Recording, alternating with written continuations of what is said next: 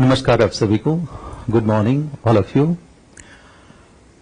This is the first class for prelim section examination, and in this section I'm going to teach you about location and size of India. ये पहला class है जिसमें मैं आप सभी को भारत की स्थिति और आकार को पढ़ाने जा रहा हूँ. ये ऐसा एरिया है जो भारत की इंट्रोडक्शन का एरिया माना जाता है, जिसमें भारत की लोकेशन उसका ग्लोब पे या भू राजनीतिक दृष्टि से कहाँ स्थित है इसको पढ़ते हैं, उनकी विशेषताओं को पढ़ते हैं. चैप्टर्स को शुरू करूं इससे पहले मैं बता दूं कि इस पूरे सेक्शन में जो प्रारंभिकी का सेक्शन है उसमें हम क्या करने जा रहे हैं. सबसे पहले देखिएगा कि मैं चाहूंगा कि हर एक स्टूडेंट्स का सबसे पहला नीड होता है कि उस कंटेंट्स को अच्छा समझा दिया जाए. जो कंटेंट्स एक यूनिवर्सल हो, एक सार्वभौम हो, एक ऐसा जो सभी आपके रिक्वायरमेंट को पूरा करता हो. सो टॉपिक अपने आप में एक पूर्ण टॉपिक हो, कॉम्प्रिहेंसिव टॉपिक हो.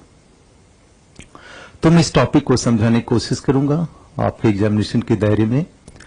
तो पहला काम ये हो गया. दूसरा ये होता है कि हर एक स्टूडेंट्स का दूसरा नीड होता है कि जो आपने पढ़ा वो लिखा होना चाहिए. एक्चुअली आपने जब सुन लिया तो बहुत दिन तक ड्यूरेशन में नहीं होता है, आपके रिटेंशन में नहीं होता, आपकी याददाश्त में नहीं होता है. तो दूसरा काम ये होता है कि आप उसको नोट्स बना लें, एक बेहतर नोट्स जो आपका फाइनल प्रिपरेशन एग्जाम की अंतिम तारीख तक आपके साथ हो. आप उसको रिवाइज करके उस टॉपिक को पे महारत हासिल कर सकें, पूरी समझ विकसित कर सकें. उस स्टूडेंट्स की तीसरी नीड मेरे समझ से जो तीसरा सबसे वाइटल पॉइंट्स आता है कि उस विषय वस्तु पर जितनी तरह के क्वेश्चन एग्जामिनेशन में आते हैं वो सभी क्वेश्चंस, मोस्ट ऑफ क्वेश्चन आपने पहले बना लिया हो, जिससे पैटर्न से परिचित हो और आपको उस सभी एरिया का एक बहुत ही बड़ा इन डेप्थ अंडरस्टैंडिंग क्रिएट हो गया हो. तो देखिएगा कभी कभी आपको कंटेंट्स पढ़ते वक्त वो चीज स्ट्राइक नहीं करता है कि ये कॉन्सेप्ट बहुत ही महत्वपूर्ण है और ये चीज हम बहुत ही डेप्थ से समझ सकते हैं. लेकिन जब क्वेश्चन करते होते हैं, एमसीक्यू आप सॉल्व करते रहते हैं या उस आंसर को करते रहते हैं, तो आपको लगता है कि हाँ ये एक्चुअल अंडरस्टैंडिंग है. राइट, ये थर्ड स्टेज हो गया. नाउ फोर्थ स्टेज देखिए, थर्ड स्टेज में ये होता है कि आप जब क्वेश्चन सॉल्व करते रहते हैं तो आप 100% नहीं कर पाते हैं. फोर्थ स्टेज होता है जब आपने तीनों स्टेज कर लिया, लेक्चर समझ लिया, उसके नोट्स बना लिए, फिर उससे रिलेटेड एमसीक्यू, एक जनरल एमसीक्यू जो सभी आयाम को कवर करता हो, ऐसा एमसीक्यू आपने बना लिया. तो फाइनल में जिसे एग्जामिनेशन पैटर्न होता है उस रूप में आप टेस्ट सीरीज करना, या फिर अगर टेस्ट सीरीज नहीं भी ज्वाइन किए हैं तो डिफरेंट प्लेसेस से जितने भी क्वेश्चंस हैं ज्योग्राफी से रिलेटेड, उन सभी क्वेश्चंस को करते हैं, तब फिर आपसे गलती होने की संभावना नहीं होती है.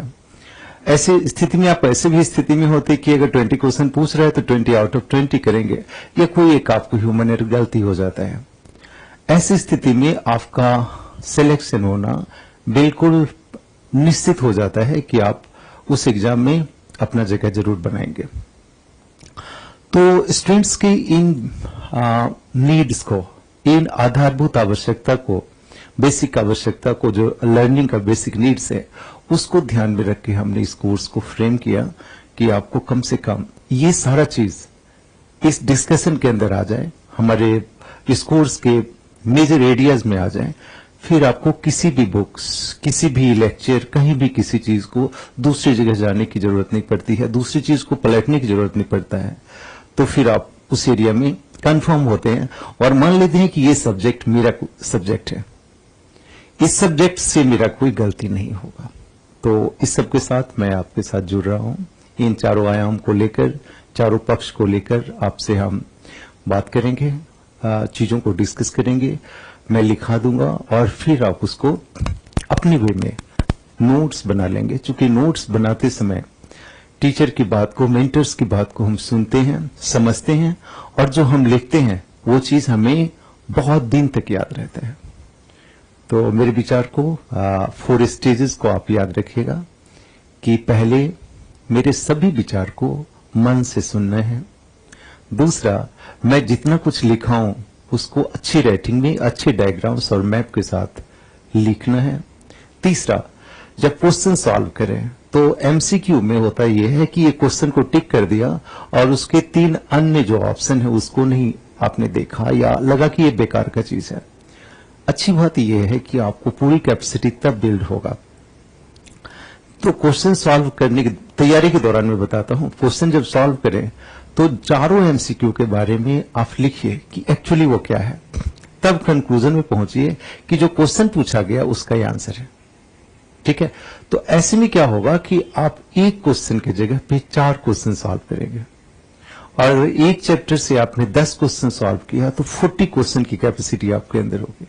राइट, तो आई होप ये चीजें आपको बहुत ही एक बेहतर कैपेसिटी जनरेट करने में बहुत मदद करेगा और हमारा आपका प्रयास हर एक जगह हर एक एग्जामिनेशन में एक अपना जगह बनाएगा और आप एग्जामिनेशन में कंफर्टेबल फील करेंगे। सो एक सामान्य सा चैप्टर फर्स्ट चैप्टर में डिस्कस करना चाहता हूं। आपको ये चैप्टर आप कई क्लासेस में एनसीईआरटी में पढ़े होंगे और फिर जब बच्चे ग्रेजुएशन में जाते हैं वहां भी पढ़ते हैं। तो मैं एग्जामिनेशन के ख्याल से इसको मैं डिस्कस कर रहा हूं। एक बेसिक चीजें, इंडिया साइज एंड लोकेशन। अब देखिए यहां पे इंडिया के साइज की बात करता हूं एंड लोकेशन की। सबसे पहले मैं बात करूंगा लोकेशन का। लोकेशन को समझिएगा मेरे अर्थ में, जब कोई चीज को शुरू करते हैं तो उसमें सबसे पहली बात होती है कि समझ, जो हम डिस्कस करने जा रहे हैं उसकी समझ, उसमें आपको पूरा का पूरा एरिया हो कि हम किस वे में चैप्टर्स को एक स्ट्रक्चर बना रहे हैं। अब देखिए जब भी कोई लोकेशन की बात आती है तो ज्योग्राफी में हम लैटिट्यूड लॉन्गिट्यूड यूज करते हैं, कितने अक्षांश पे है, कितने देशांतर पे है, उसे हम कहते हैं जियोमेट्रिकल लोकेशन। दूसरा लोकेशन ये होता है कि आप पड़ोसी देश के साथ कहां पे हैं, विश्व की पॉलिटिकल मानचित्र पे आपका क्या लोकेशन है, इसको बोलते हैं जियोपॉलिटिकल लोकेशन। जैसे देखिए भारत का जियोपॉलिटिकल लोकेशन कहेंगे तो भारत आमतौर पे पॉलिटिकल कंडीशन में कहेंगे कि ये दक्षिण एशिया का हिस्सा है। राइट, दूसरा चीज कहेंगे भारत की जो पड़ोसी देश हैं उनके साथ हमारी सीमा है, उसे हम राजनीतिक लोकेशन के रूप में देखते हैं।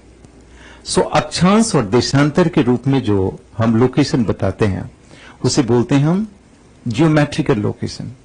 इतना लैटिट्यूड है, इतना लॉन्गिट्यूड है। ठीक है, और जब हम मैप पे राजनीतिक रूप से पड़ोसी देश और विश्व के संदर्भ में राजनीतिक मैप पे इंडिया को ढूंढते हैं तो उसे बोलते हैं हम geopolitical location.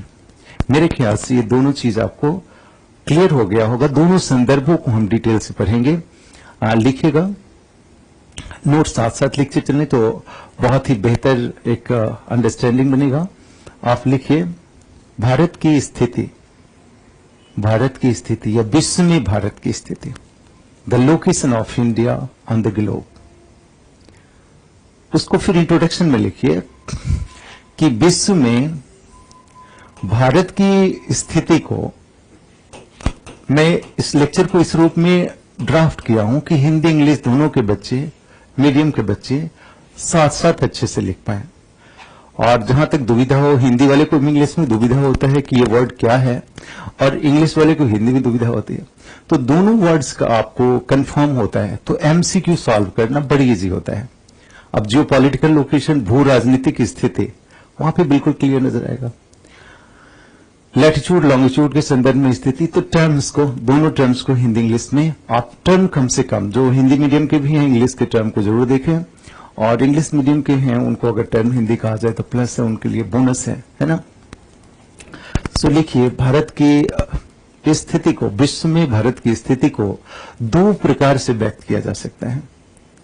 The location of India on globe can be described in 2 forms. The location of India on the globe can be described in 2 different forms. विश्व मानचित्र पर भारत की स्थिति को दो प्रकार से व्यक्त किया जा सकता है। पहले को लिखिए, बहुत ही रुक के बहुत आराम से नोट्स बनाइए, कोई बहुत जल्दी नहीं है, उसको बहुत ही बेहतर ढंग से बनाइए कि लगे कि ये मास्टरपीस वर्क है, परफेक्ट वर्क है और इससे ज्यादा कुछ हो नहीं सकता, राइट।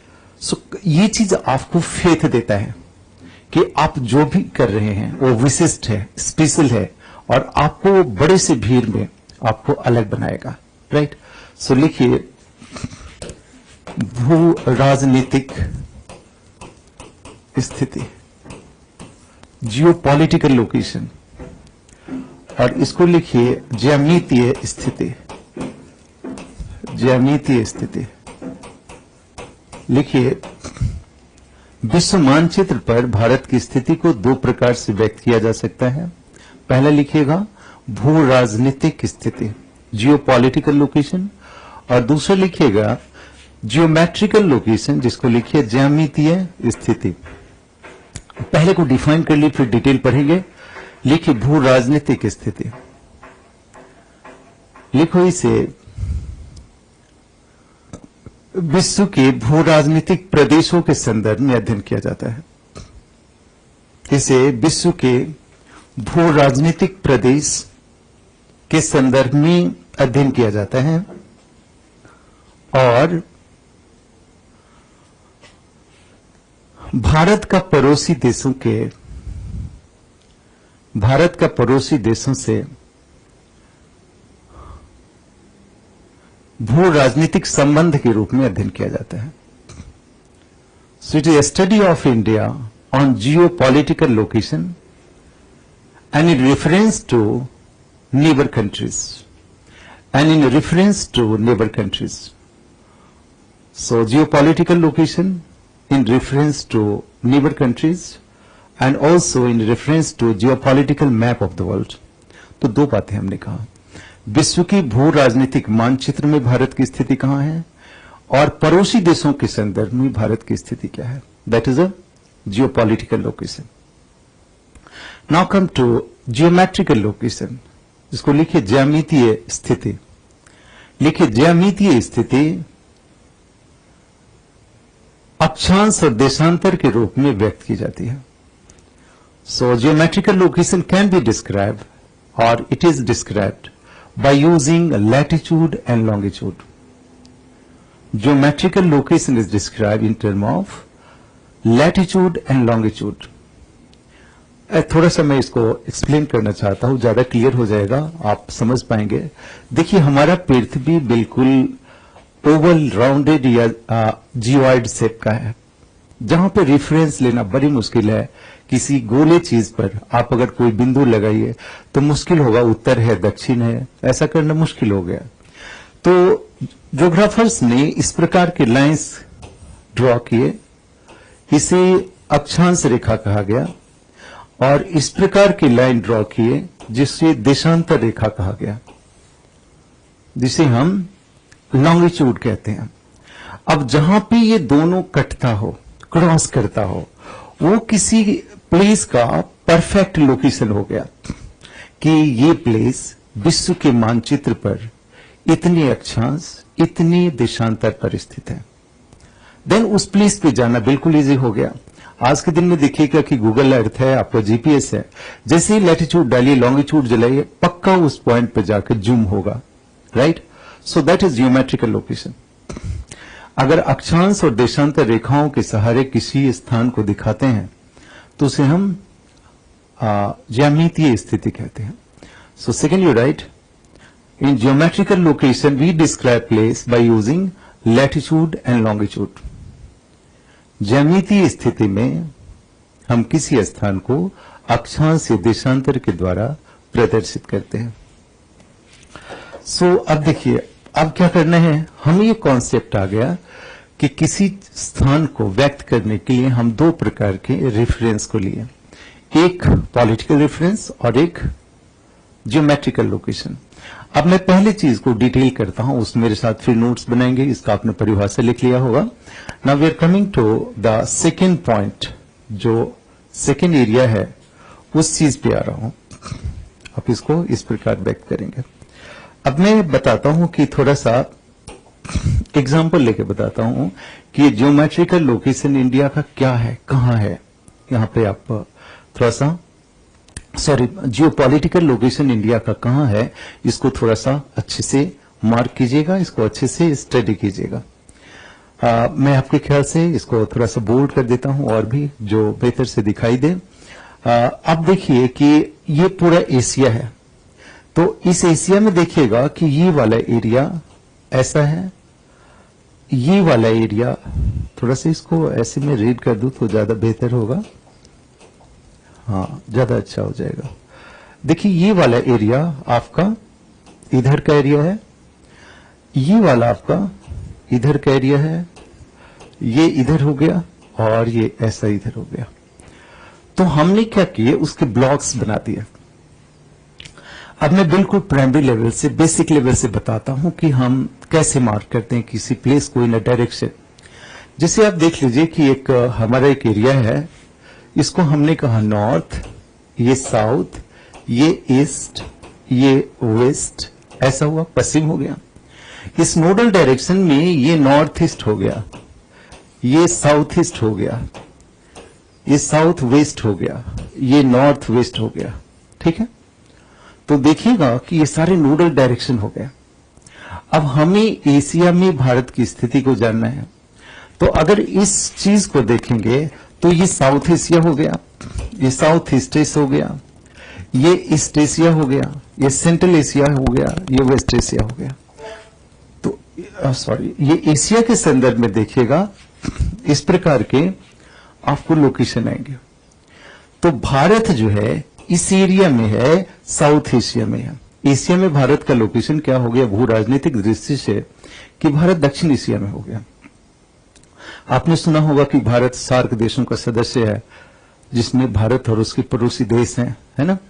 सो लिखिए जियोपॉलिटिकल लोकेशन ऑफ इंडिया, लिखिए भारत का भू राजनीतिक स्थिति, लिखिए भू राजनीतिक दृष्टि से भारत एशिया के दक्षिण में स्थित है। On geopolitical map India is located on southern part of Asia. भू राजनीतिक मानचित्र पर भारत के विश्व के एशिया के दक्षिण में स्थित है। On geopolitical map of Asia India is located on the southern part of Asia. So this country is named as South Asian country, इसलिए इस देश को दक्षिण एशियाई देश कहते हैं। So India is named as South Asian countries. So Bharat को दक्षिण एशियाई देश कहते हैं।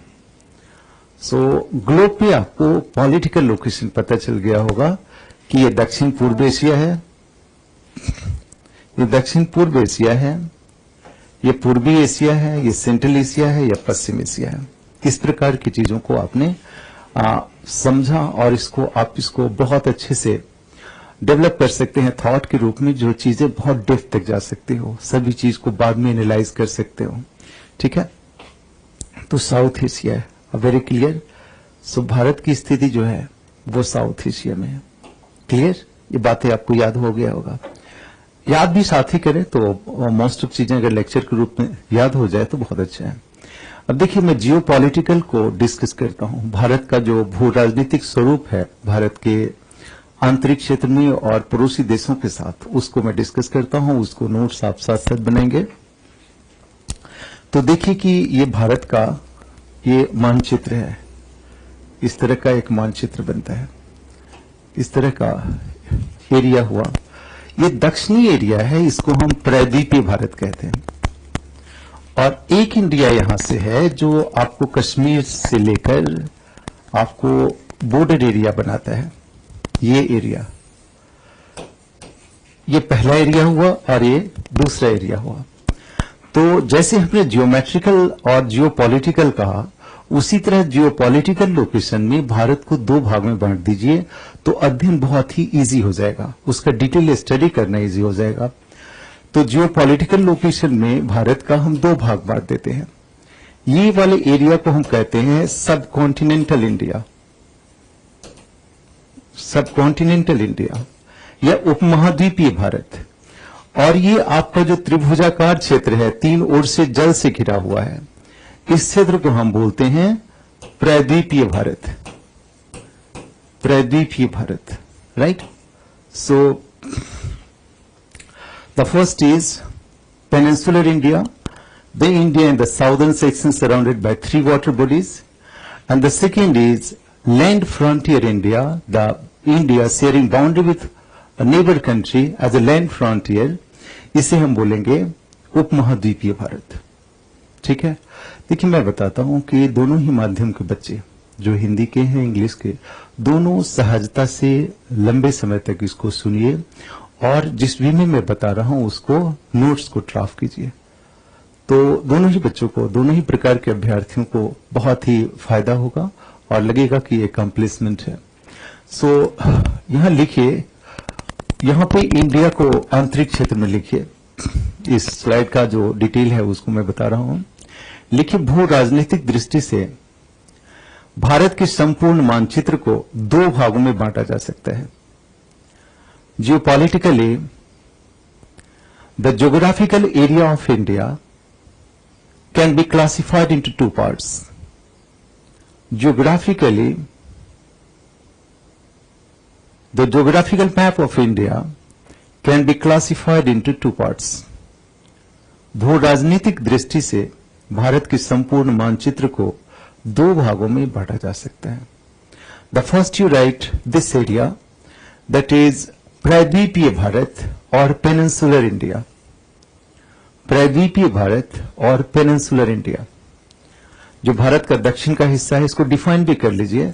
This area of India is surrounded by water bodies from 3 sides. Bharat का यह क्षेत्र 3 ओर से जल से घिरा हुआ है। This part of India is surrounded by water bodies from 3 sides, so named as peninsula, इसलिए इसे प्रायद्वीप कहते हैं। so it is named as peninsula और प्रायद्वीप कहा जाता है। so भारत का दक्षिणी हिस्सा जो 3 ओर से जल से घिरा हुआ है उसे हम प्रायद्वीप कहते हैं, भारतीय प्रायद्वीप कहते हैं, और ज्योग्राफिकल टर्म में इसे प्रायद्वीपीय भारत कहते हैं। so it is also named as peninsular India। so इसका परिचय आपने जाना होगा। अब हमारे पास ये दूसरा एरिया है। लिखिए, सबकॉन्टिनेंटल इंडिया, उपमहाद्वीपीय भारत। सबकॉन्टिनेंटल इंडिया, लिखिए भारत का उत्तरी क्षेत्र जहां पड़ोसी देशों से इसकी सीमा जुड़ी हुई है। भारत का उत्तरी क्षेत्र जहां पड़ोसी देशों से इसकी सीमा जुड़ी हुई है, इसे हम उपमहाद्वीपीय भारत में शामिल करते हैं। So in the north of India,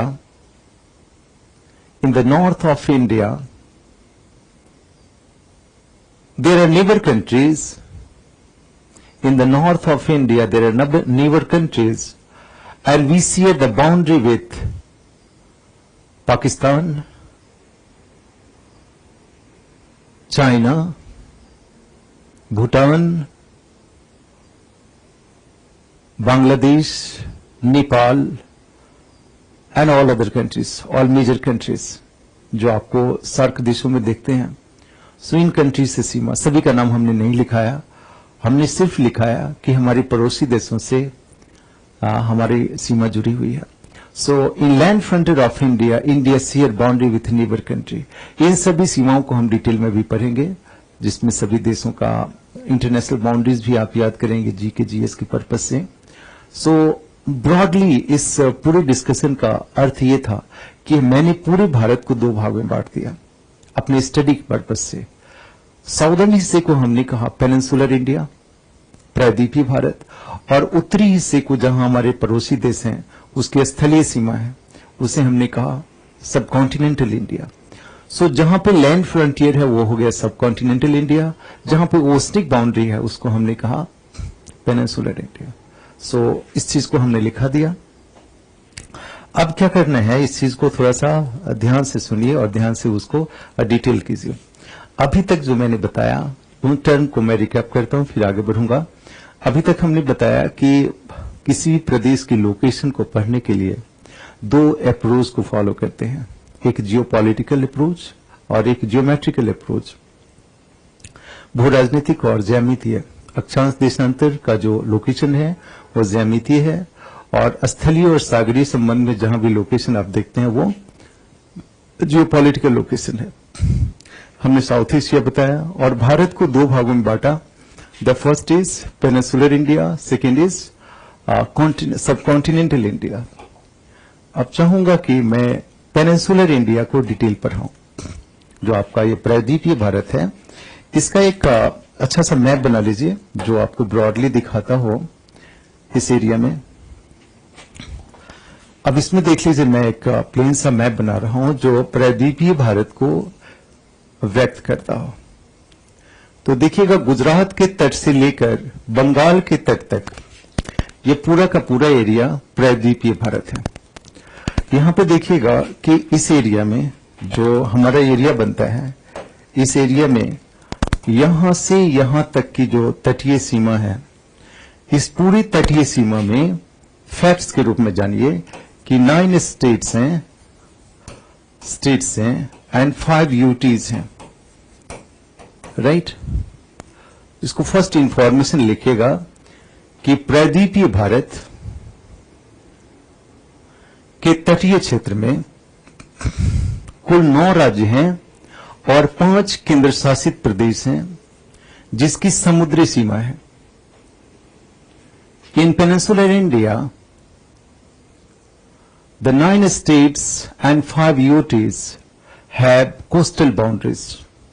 प्रायद्वीपीय भारत में 9 राज्य और 5 केंद्र शासित प्रदेशों की समुद्री सीमा है।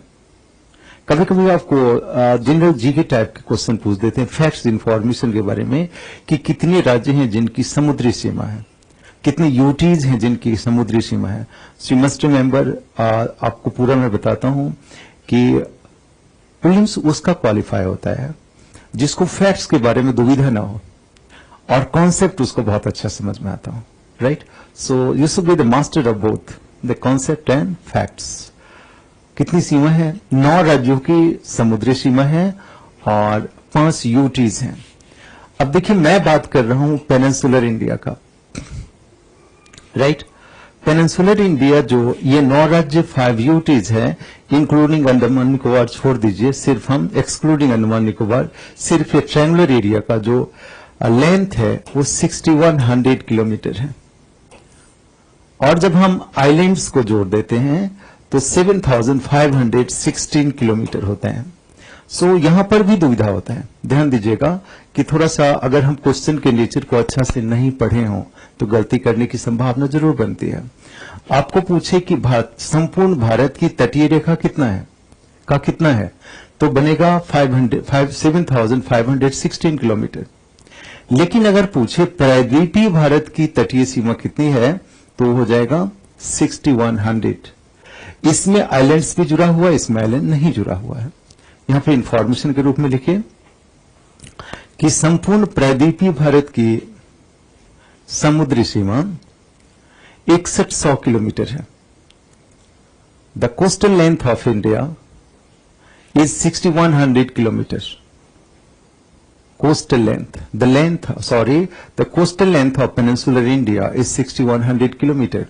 प्रायद्वीपीय भारत का की तटीय सीमा 6100 किलोमीटर है, जबकि संपूर्ण भारत की तटीय सीमा 7516 किलोमीटर है। Whereas the coastal length of India, इसको संभल के लिखिए, सोच के लिखिए इसको। Whereas the coastal length of India including islands is 7516 kilometre. जो भारत की समुद्री सीमा है, जो अंडमान निकोबार, लक्षद्वीप सभी को मिला दिया जाए प्लस प्रायद्वीपीय भारत को मिला दे तो संपूर्ण रूप से इसका जो लेंथ बनता है वो 7516 किलोमीटर बनता है। तो ये चीज हो गया कि जो आउटलाइन आपने जाना, बाहर के एरिया को जाना कि भारत में 9 राज्य हैं, प्रायद्वीपीय भारत का इतना बनता है, आइलैंड मिलाकर इतना बनता है। ये चीज को आपने जाना। अब देखिए यहां पे जो ये एरिया है, इसका दूसरा पक्ष बताता हूं। जो प्रायद्वीपीय भारत है उसमें कोस्टल लेंथ है ना। ये गुजरात हो गया, फिर महाराष्ट्र गोवा हो गया, फिर कर्नाटका हो गया, फिर केरला हो गया, ये आंध्र प्रदेश हो गया, और फिर ये उड़ीसा का तट हो गया। इन सभी को कई प्रादेशिक नाम से जानते हैं। देखिएगा कि कभी कभी उत्कल तट आएगा आपका नाम, नॉर्दर्न सरकार आएगा, मालाबार आएगा, कोरोमंडल आएगा। इन चीजों को डिफाइन किया जाए, थोड़ा सा इसको लिखा जाए कि इसमें देखिएगा कि ये कोंकण कोस्ट है, इसको बोलते हैं हम कन्नाड कोस्ट, इसको बोलते हैं हम मालाबार कोस्ट, इसको बोलते हैं हम कोरोमंडल, इसको बोलते हैं नॉर्दर्न सरकार या उत्कल कोस्ट। हिंदी में भी लिखा जाए तो इसी तरह लिखा जाएगा, चूंकि इंडियन नाम है और हमारी भूमि से, संस्कृति से जुड़ा हुआ है, तो similar we have the same name, तो इसको लिखा जाए। सेकेंड इंफॉर्मेशन के रूप में आप नोट्स बनाइए, लिखिए कि भारत के तटीय क्षेत्र को कई प्रादेशिक नाम से जानते हैं। There are different regional name of Indian coastal areas, or you can say there are different name for the coastal areas of India. So Bharat के प्रायद्वीपीय प्रदेश को कई प्रादेशिक नाम से जानते हैं, तटीय क्षेत्र को कई प्रादेशिक नाम से जानते हैं। पहले लिखिएगा कोंकण कोस्ट। कोंकण, वहां कोंकणी भाषा है जिसके कारण इसको बोलते हैं कोंकण कोस्ट। सो राइट, कोंकण कोस्ट लिखिए। महाराष्ट्र से लेकर गोवा तक का क्षेत्र कोंकण तट कहलाता है। So from Maharashtra to Goa, the region is named as Konkan coast. Maharashtra से लेकर गोवा तक का तट कोंकण तट कहलाता है। भाषा क्या हो गई? कोंकणी हो गई। The second you write Kannad coast. यहां पे कन्नड़ भाषा होने के कारण इसे कन्नाड कोस्ट कहते हैं। So right there, कर्नाटका के तट को कन्नाड तट कहा जाता है। The coastal area of Karnataka is named as Kannad coast. That is second coastal area. And the third you write Malabar coast. The coastal area of Kerala is named as Malabar coast. So on the western coast of India we have three from north to south. देखिए एक चीज और भी बताता हूं, जब भी किसी मानचित्र को सामने रखें तो उसको विजुलाइज कीजिए, उसके मैप को अपने सामने रखिए and then put the places, आपको याद हो जाएगा, रटने की जरूरत ही नहीं है। So you put there, first in the north you have Konkan coast, then you have Kannad coast, and then finally you have Malabar coast. Sometime matching में भी क्वेश्चन आ सकता है, उसको सामने मैच कर दीजिए। Kerala Malabar coast, Karnataka Kannad coast, Goa and Maharashtra Konkan coast. Got that? Now come to the eastern part of India. यहां पे भारत के पूर्वी तट की ओर है ना, तो पूर्वी तट पे देखिएगा कि कोरोमंडल नजर आएगा, उत्तरी सरकार नजर आएगा। तो यहां पे क्या करना है, उस चीजों को डिफाइन करना से कहां तक। सो लिखिएगा fourth coastal area, this one is a fourth coastal area, right. लिखिए कोरोमंडल तट, कोरोमंडल कोस्ट। इसमें कोस्ट को ऐसे लिखिए, कोरोमंडल कोस्ट, इसमें लिखा जाए कोरोमंडल कोस्ट, कोरोमंडल कोस्ट। लिखिए कोरोमंडल तट। लिखिए यह तमिलनाडु से लेकर मध्य आंध्र प्रदेश तक है। The area of Coromandel is from Tamil Nadu to mid of Andhra Pradesh. So मध्य आंध्र प्रदेश से तमिलनाडु तक का पूरा एरिया कोरोमंडल तट कहलाता है। So it is a coastal area from Tamil Nadu to Coromandel, mid of Andhra Pradesh. Now come to this area, that is Northern Sarkar, the fourth area, जो आपको लगता है, जिसको हम राष्ट्रीय गीतों में उत्कल बंगा ऐसा नाम देते हैं। तो उत्कल मीन्स ओडिशा कोस्ट है ना, इसको हमारे ज्योग्राफी की भाषा में यहां कहा गया नॉर्दर्न सरकार। लिखिए उड़ीसा के तट को उत्तरी सरकार के नाम से जानते हैं। The coastal area of Orissa is named as northern सरकार। उड़ीसा के तट को उत्तरी सरकार के नाम से जानते हैं। It is also named as Utkal coast, इसे हम उत्कल तट भी कहते हैं। तो यहां पर देखिएगा कि ये तट जो है उत्कल कोस्ट हो गया, उत्कल बंगा ऐसा हम राष्ट्रगीत में गाया करते हैं। तो हमारे पास देखिए डिफाइन एरिया हो गया। अभी तक का जो एरिया हुआ, मैं इसको ब्रश करता हूं, थोड़ा सा साफ कर देता हूं, आपको ये नजर आएगा। अब हमारी जो विचारधारा है उसमें देखिए हमने लेंथ फैक्ट्स में बताया, पूरी भारत के कोस्टल एरिया का लेंथ हमने इंफॉर्मेशन के रूप में बताया। फिर हमने की इंफॉर्मेशन जोड़ा एक कॉन्सेप्ट के रूप में कि भारत के जो तटीय प्रदेश हैं उसको कई नामों से जानते हैं। कौन कौन से नाम हैं आप एक बार मैप में उसको लोकेट करके छोड़ दीजिए, then will find a very unique thing for और interesting thing for you right now. Geography में ड्रॉ करके पढ़ना एक बहुत बड़ी बात होती है। उसमें ड्रॉ करके उसको दिखाकर आप जब उसको चीजों को लोकेट करके पढ़ते हैं तो समहाउ इट्स इंटरेस्टिंग ऑल्सो, और आपको याद करना आसान हो जाता है।